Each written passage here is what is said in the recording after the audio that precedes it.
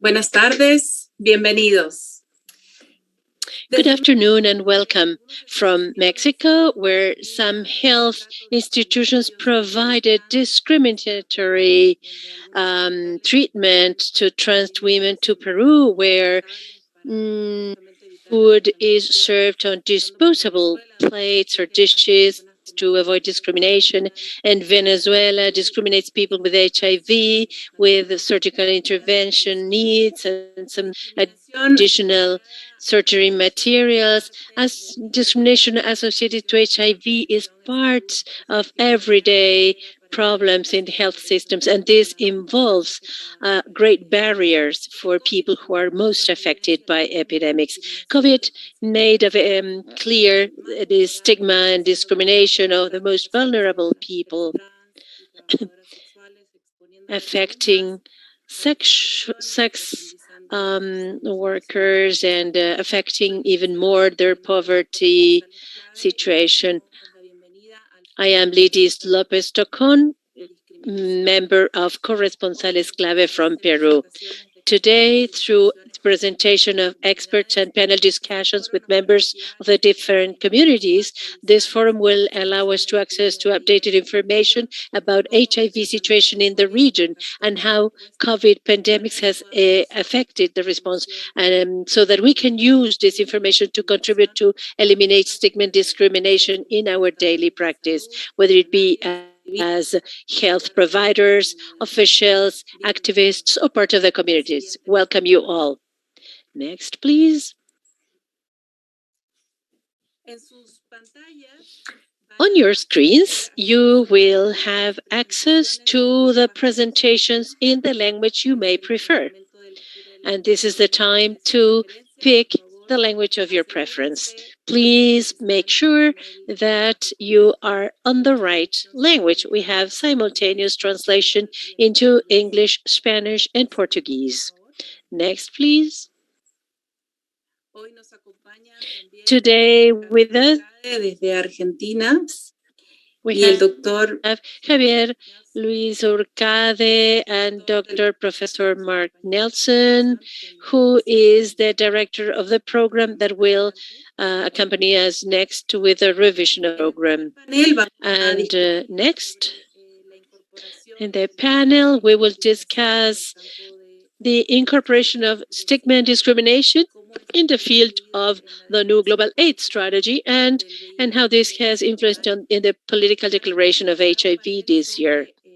And then we'll come to a panel session on U equals U 5 years later and how it impacted stigma and discrimination.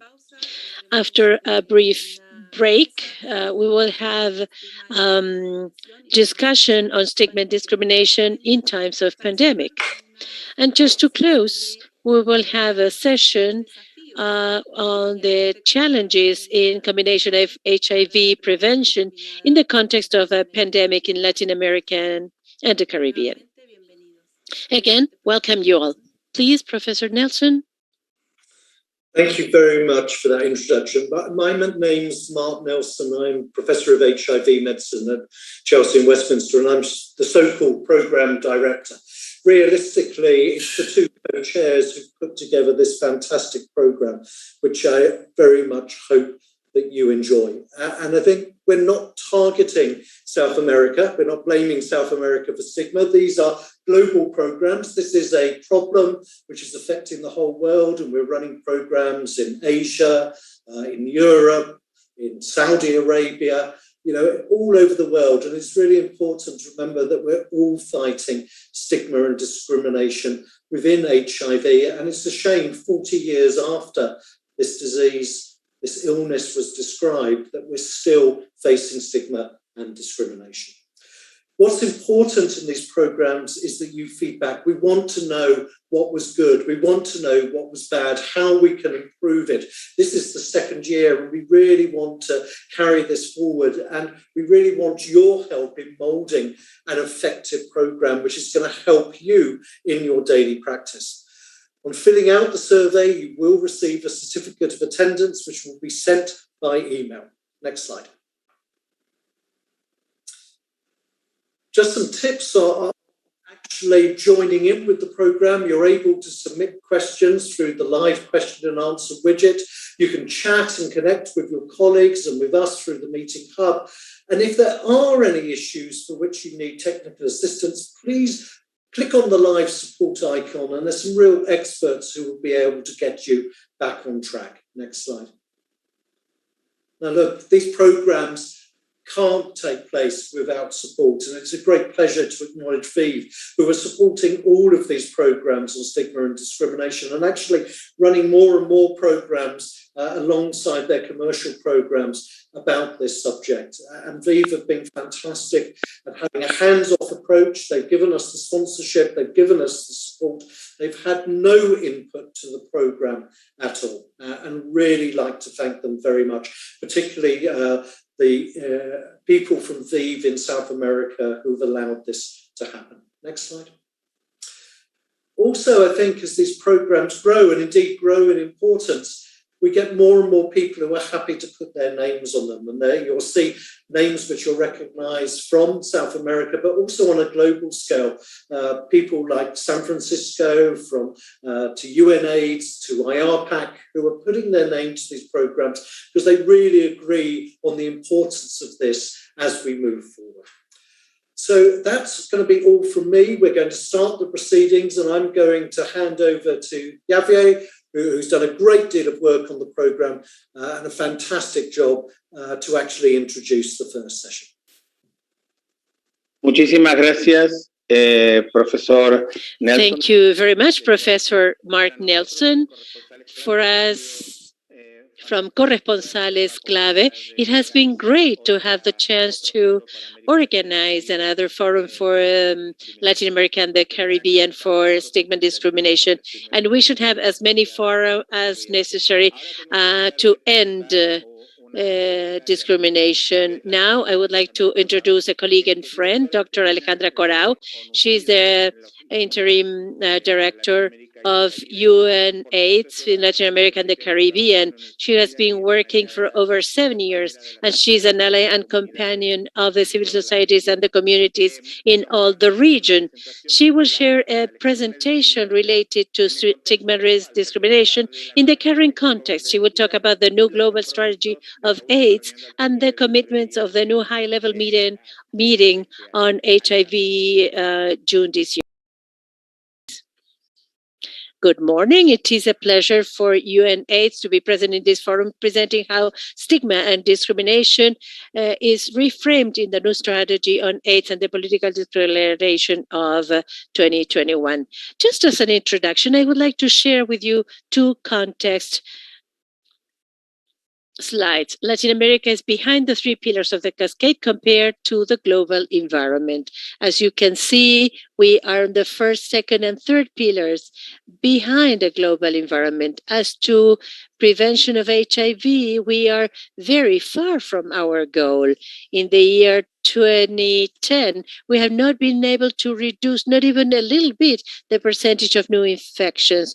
And we have reduced in the year 2000 only 10%. We still have new infections every year. In these new infections, 92% in the year 2020 corresponded to key populations and their sexual partners. In the key populations have not even been able to reduce any percentage in the last 10 years, as you can see on the chart 2010 to 2020. Now, if we have a look at the percentage of reductions of deaths, we have reduced 21% since 2010, despite the fact that there's a reduction, is quite below the reduction of our regions.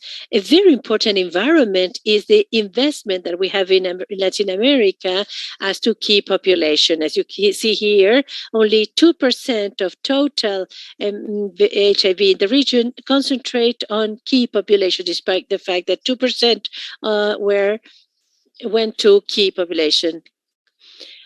There hasn't been an important reduction in the numbers. This percentage that is invested in key population, almost that percentage, the full percentage, comes from donors as the global funds, and the investment is very small in our region.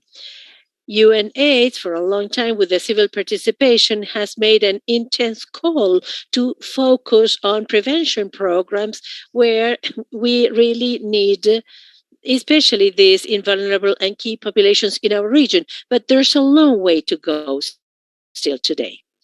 Second slide I would like to share with you is the challenges. We have many achievements, but we know there's a political commitment in HIV response in Latin America in the last years. But I would like to highlight one. In the last 18 months of pandemic, the region has implemented for December 2020 the multimedia antiretroviral drugs for the people, even in countries.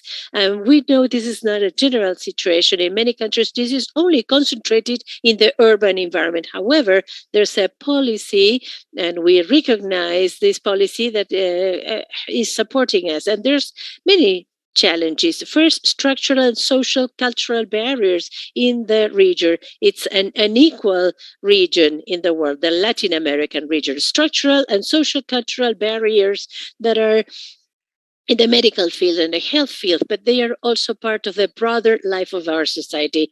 There's discrimination in the community, in the labor sectors, in justice, in educational systems, and we know how the limitation and discrimination is one of the first or main barriers to achieve the goal in 2030. This requires a coordinated action by all players as the health systems, educational systems, economy, work, social development, local governments, and of course the participation of civil society to achieve definitions of real policies based on evidence and human rights that are gender sensitive, that serves the needs of the different affected populations. We also need legislative frameworks that help us eliminate punitive punishment laws, punitive laws.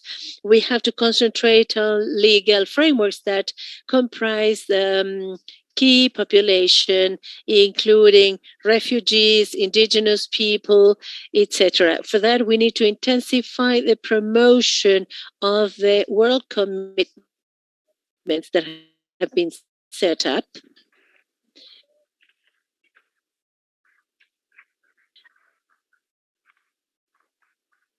Including different situations of human rights. It is important to guarantee it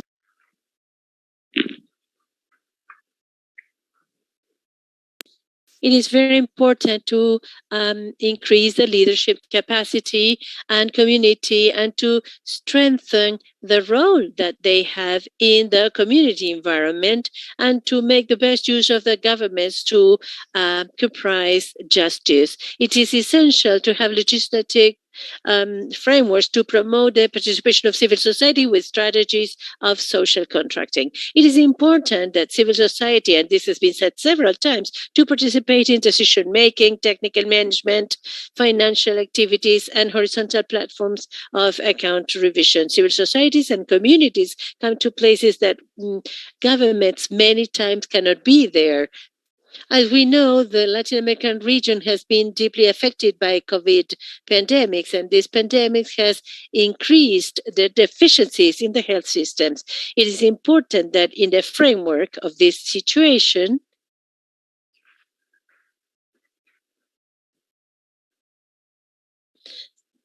it is very important to make sure that we are not left outside. And we have to wonder if this region is ready for transition of the Global Fund of PEPFAR. Now, throughout this year, we have had two key moments. The New World Strategy on AIDS has been approved, 2020-2026, and the political declaration, one March 2021 and June 2021. Both had the participation of civil society, and the goal of the political declaration was to have a balance on the progress made from the political declaration 2016, and the goals were stated to get for 2030. In both documents, the elimination of stigma and discrimination as to HIV are considered essential for the discussions, and we will see how this is reflected. But I want to concentrate on the title of these two documents, to put an end to inequalities. This is the title of both documents, because we know if the end of inequality is not achieved, we will not be able to come to the end of AIDS. As to the high-level meeting on HIV/AIDS, the first one I want to cover with you today, there were very broad inquiries with the main players. More than 700 people have participated in this inquiry and consultation process. In Latin America, even new meetings. First time this took place with indigenous and scientific people. Civil society has participated in many of the meetings, despite the fact this was a virtual process. There was a political positioning, a standpoint of the societies. This was a good element for discussion in many of the processes and their debates.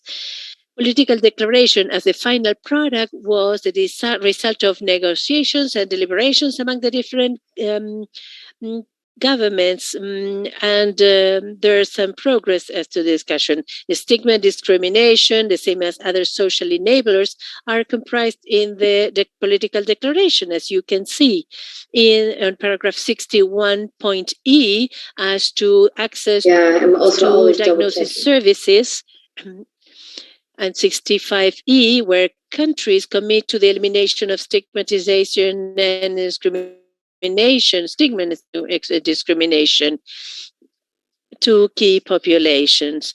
And despite the fact that we have been able to achieve or to incorporate discrimination as to the political declaration, I also believe it is important as to part of this space to recognize that it could have been much better. That's why I wanted to write this text where, the same as Lucila, despite the fact that we see the commitments, that we are happy to see the commitments that have been signed, we feel it would be more integrated in the field of sexuality, health, sexual rights, reproductive rights, and if there's any HIV and there's a reduction of damage, there's some call to discrimination and transmission of HIV, sexual work, consumption of drugs, and laws that criminalize sexual relation between people of the same sex. This is not appearing. There could be more flexibilization of intellectual property rules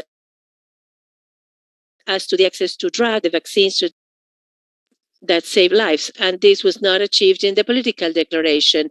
There could also be some sound concept in key population. The word key population appears only 4 times in the political declaration, and this is not appearing here.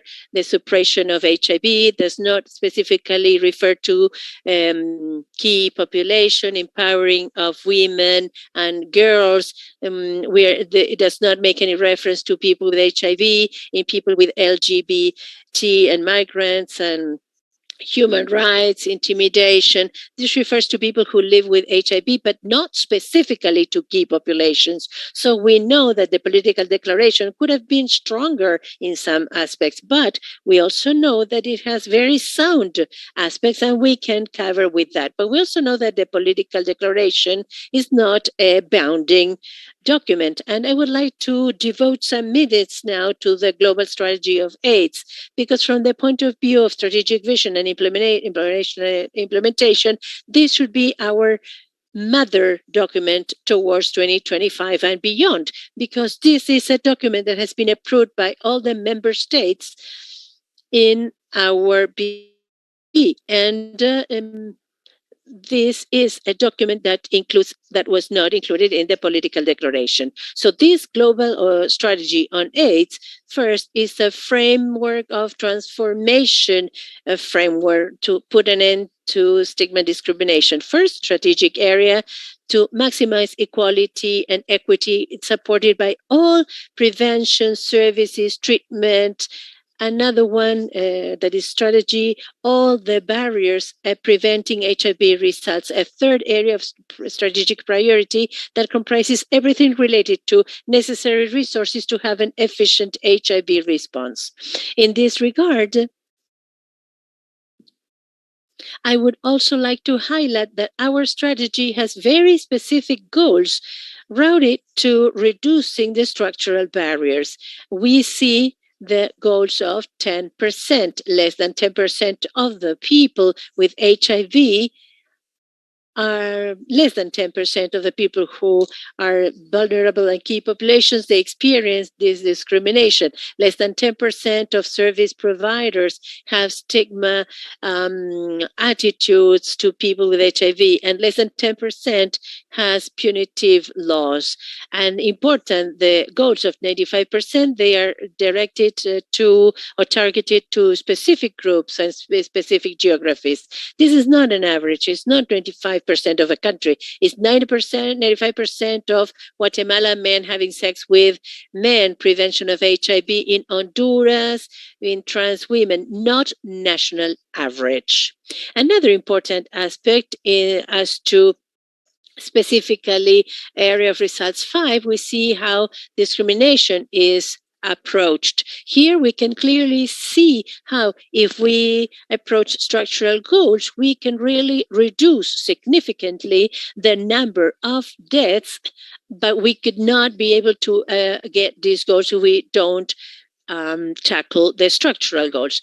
Just to put an end, I would like to leave you the Global Alliance of Actions that tends to eliminate all forms of violence and discrimination related to HIV/AIDS. This is an alliance that tries to support and take countries to have real actions based on environment of health, education, labor, community, work, justice, health, communities. In this framework, we try to define clear actions to reduce stigma and discrimination in all these spaces. We have 4 countries in the region, and we have Jamaica, Argentina, and quite recently Costa Rica and Ecuador. I would like to now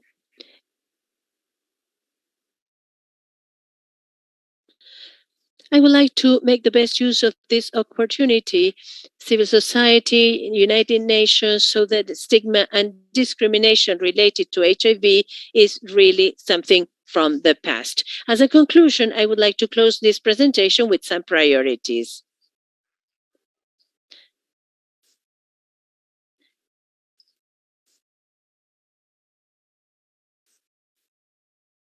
Towards more progressive answers to put an end to AIDS. We can see that in general there's a commitment in the region to guarantee sound responses. There's a commitment to guarantee universal access to health. We have a focus based on human rights and a focus to sexual and reproductive rights. We also have a sound civil society with some targeted actions to the community. There's some funding of more than 90% of the response, but we have to focus on this funding towards our key populations. Just to put an end, and in short, I want to give you this message. If there's any region that can really achieve the stigma, discrimination, this is Latin America. For us, we need to guarantee that national response to HIV puts the communities in the center. Only this is how we will be able to achieve the end of AIDS. Muchísimas gracias, doctora Alejandra Thank Corao. you very much, Dr. Alejandra Corao, Interim Director of NUCIDA. Now we will have a panel while the interpreters recover due to the speed of Alejandra Corao's presentation. If we can have the camera, please. The panel today will be includes the representation of UN's AIDS, but we have someone else here, Guillermo Marquez, and also Ronald Cepedes, who at this moment is Executive Counselor of the Latin American network and in the consortium of organizations developing a project with multiple countries called Alep. He lives in Sucre, the constitutional capital of the plurinational Republic of Bolivia. We had invited Stacy Velasquez as well. We're trying to see when she can connect, but it's also there's Stacy Velasquez. We all know her, but the people in the auditorium don't. She's from Guatemala, and in a way, she is a reflection of the communication gap when people are not able to get enough access or adequate access to participate. I will start with Ronald. Thank you for participating of this forum and the panel. Going back to Alejandra's presentation is something that we have talked about a lot with Ronald over the past 2 years. In a way, if Stacy, we have to LGBTQ. From your point of view, what are the main structural barriers that will persist and will continue for the next few years to be able to access for gay men, bisexual, SSH, and the rest, the transgender people for health services? Very good morning, good afternoon. In some countries, it'll even be good evening. Each one of you, and I'm very grateful for this opportunity to talk about this very important topic within the context of this forum regarding stigma and discrimination from Latin America.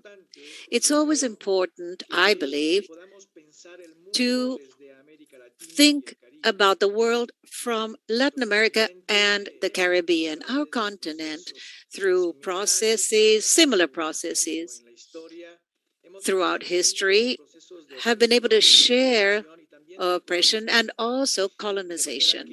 So, as from these recent centuries, the permanent resistance in our continent is also reflected in the spirit of resistance of people living with HIV and the populations affected by HIV. When I refer to affected populations with HIV, I'm talking about indigenous, peasants, migrants, immigrants, and women deprived of their freedom, users and consumers of drugs, and other populations that become visible within our continent and globally. Something that should be included within the context of your question, Javier, is that when we refer to structural processes, we're referring not only from a social standpoint, but also geopolitical to institutional forms that, in spite of the actions that you can generate as a collective, together, or individually, these are structural forms that always also have historical dynamics. And not only understand what's historical in terms of political terms, but also economic or financial. And to prove the syndemic due to COVID-19, we must not forget that from the structural standpoint, there's also a structural point or position economically that has an effect, an impact also. So when you read the resolution, the UN resolution on the political declaration on HIV, you feel that once again, this is a document that has very good intentions, but it falls in the same mistake that we've seen with other similar declarations in the context of response to HIV. The objective elements that really affect to be able to provide a response in the mid or long term as to HIV is the need to understand these structural dynamics that have an impact on the intercultural and intergenerational aspects, on what has to do with us when I refer to HIV. So on one hand, we can mention that we're at a time, and we have seen it throughout this declaration, that there is an emergency of a very conservative talk, speech that try to stop declarations that are a lot more radical or a lot more determined on how to approach the response to HIV. If you allow me to interrupt, we agree completely, but we're going towards the political declaration has already been signed and also joined by Bolivia, Guatemala, Argentina, etc. But within the more concrete and real world,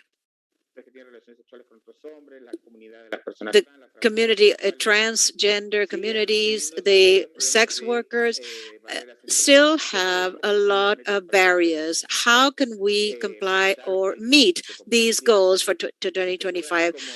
Countries are already committed, and if you remember, if you can mention a few tips, what the structural barriers where we can make a difference as a civil society within the next 4.5 years. I could start, Javier, by strengthening the line of education. This forum is linked to Latin America in general, and we have seen that our populations have to access each time more to educational aspects to be able to be more competent or skillful professionals, and even break down the barriers of literacy and access to resources and other variables that obviously have a repercussion on the context of our continent.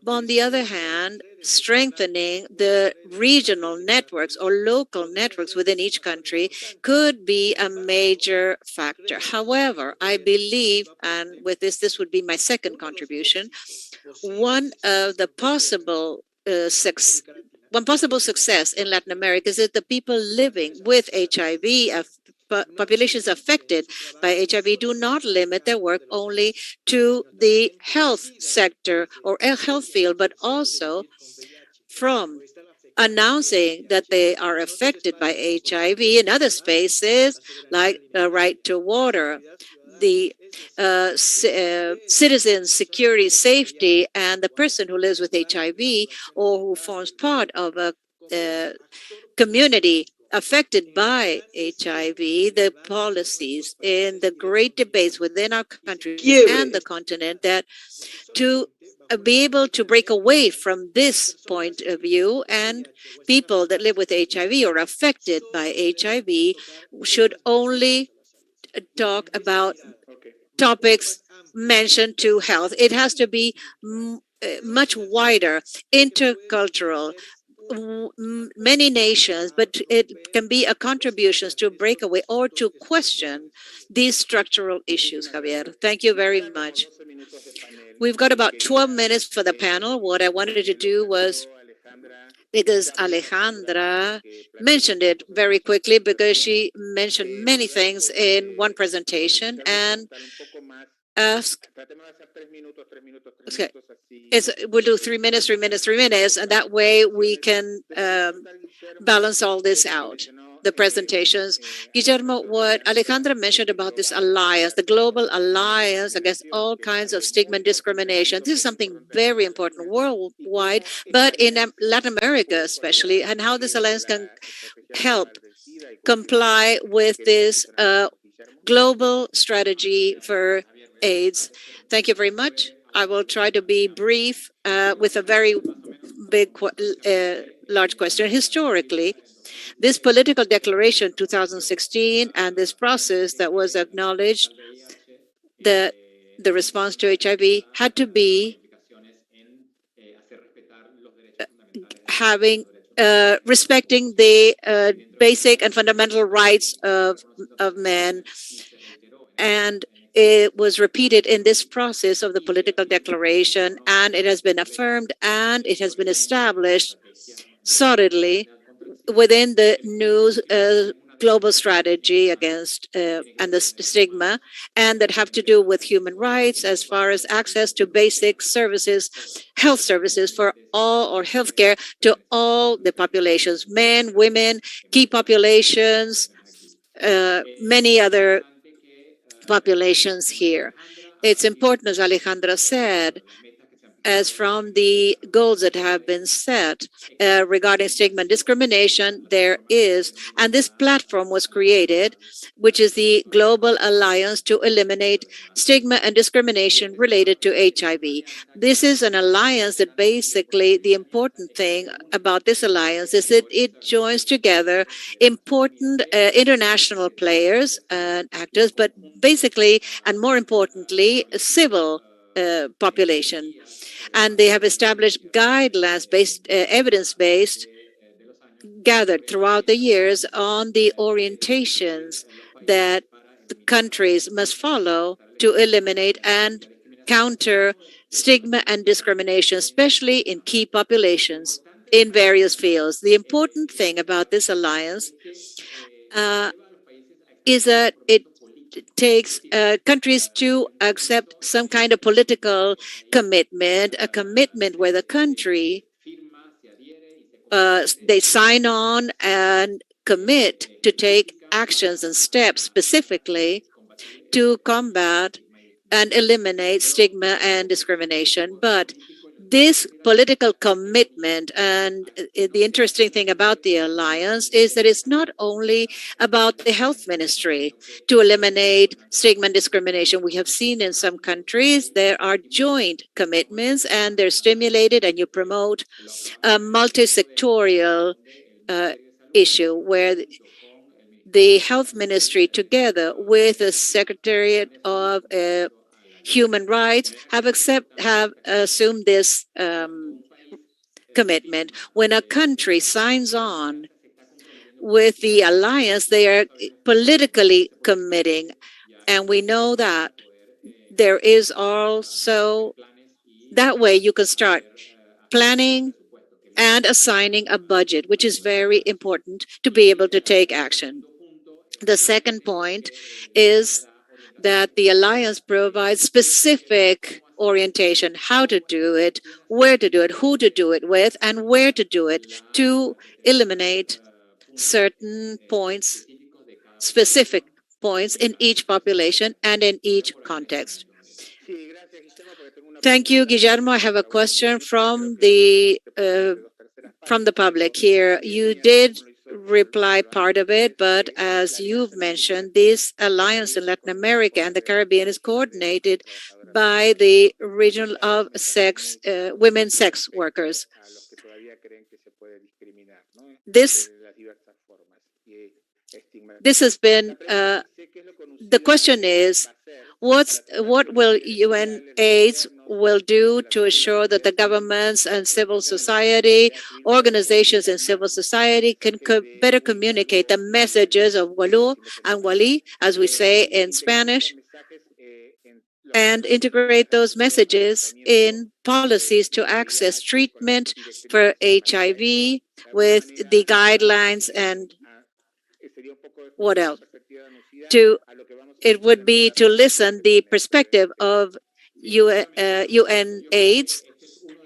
This is one of the components within which it's integrated in this mandate of UNAIDS, that the strategy and that the countries adopt the policies, the measures that will transform their legislation, this legislative framework, and make sure that everything is updated technologically and scientifically. Well, I am going to establish a quick analogy to try to respond to this question. So the common goal as far as objectives is 95, 95, 95. So we need less infection, that the populations that live with HIV be healthy and be able to thrive in their lives. But to reach the 95, 95, 95, you have to eliminate these barriers that are 10, 10, 10, eliminate stigma, discrimination, eliminate violence, and eliminate the legal frameworks that have punitive laws and criminalize the condition itself of HIV and the use of drugs. So to be able to eliminate and reach these goals, yes, we have to have a multi-sectorial response.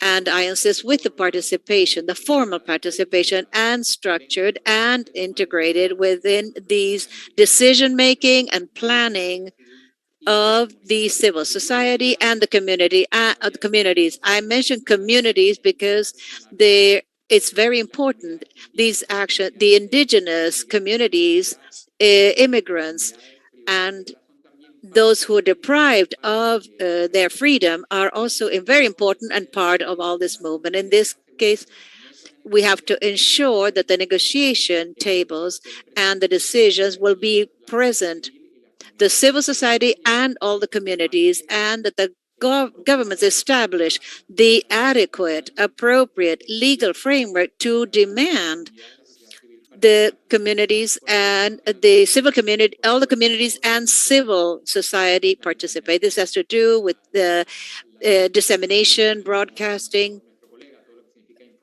anything to do with information, communication, education, and what it means specifically in this case, that I equals I, but this applies to the new strategy and the response on the part of UNAIDS and civil society as well. Thank you, Guillermo. Last 3 minutes, we have heard from Alejandra and Guillermo the 95, 95, 95 goals, and this will take place in 2026. That will be monitored in 2023, 2026.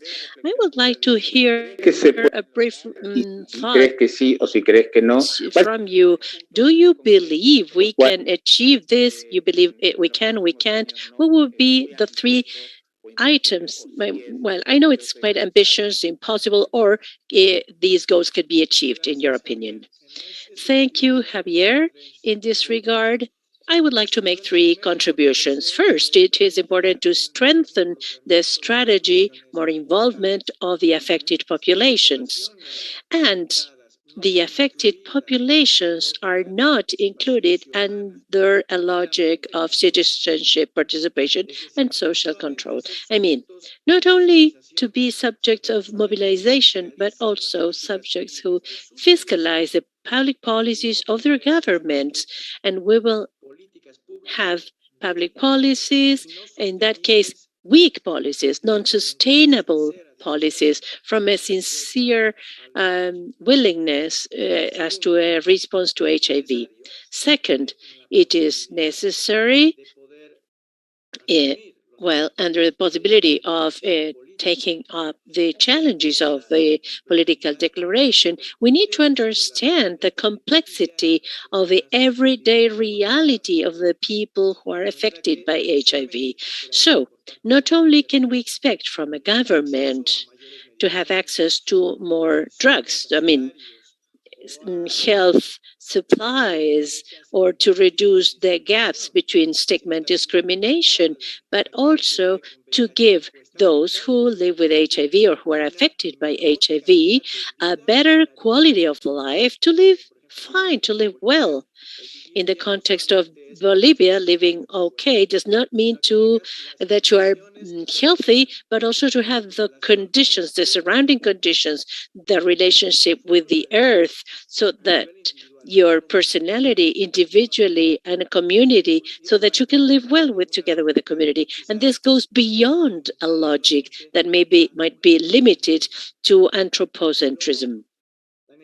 The other aspect is the need to extend the debate globally. The social networks. They can allow us to have a very important element, networks, and this means a strength so that activists from different continents can face and see what is happening in our countries. Clear, perfect. And also very serious violations to human rights for our populations. And I want to conclude by saying that some governments will not like this. Thank you very much. We have just a few seconds. Guillermo Marquez de Lucida, Ronald from Alep, and now with the next panel, Professor Nelson, and this is just starting.